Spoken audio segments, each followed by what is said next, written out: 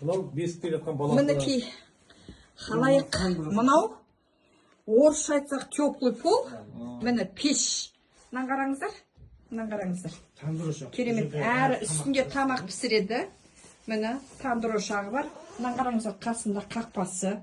Мына қараңыздар ар жақтан мына жүктер жинау тұр. Мінекей. Мына жерде мынау бала ұйықтап жатыр. Өйткені неге жіп жылы жатыр? Өйткені мына жерде міне теплый полдан асты жылыған. Мынадан от жағат. Оттың үстіндері еденнің астымен жүріп отырып, еденнің бәрін жылытып, сосын қабырғаның бір бұрышынан, или мына бұрышынан немесе мына бұрышынан жоғарыға түтін шығып кететін болған. Сөйтіп ағын мына бөлменің ішін еденімен арқылы жылытатын болған. Мына қараңыздар. Тандыр нан жауы. Мынау бәрі бір үйдің ішінде. Әрі үстіне нан пісіреді, әрі асты теплый пол. Нан ішінің бәрі жылиды, көрдіңіздер ме?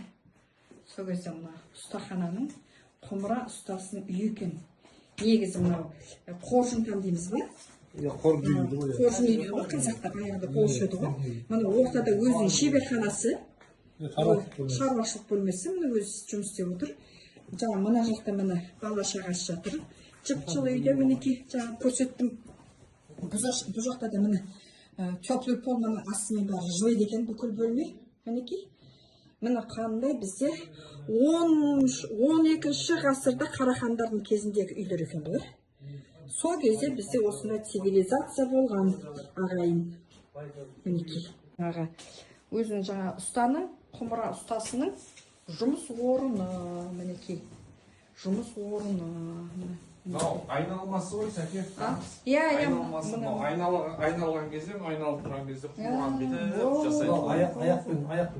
Аяқпенен бүйтіп қимылдап тұрғаны айналып жатыр. Шарқ бұлайды бұлай бүйтіп шығара береді форманы.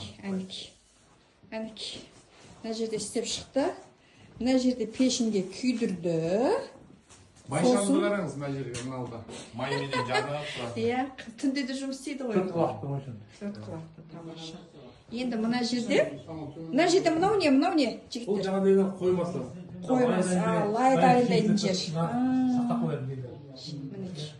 Мысалы лай деген бір күнде келмейді ғой. Әкеліп ол жаңа астап артпенен тазалайды сөйтеді да одан бұқтырады оны. Жаңағы орап қойып бұқтырып, езіп, лайды бабына келтіру керек та оны. Әжетхана бөлмесі болған. Әрбір үйде мына жер мынау арнайы қол жуатын ташма бөлмесі дейді екен.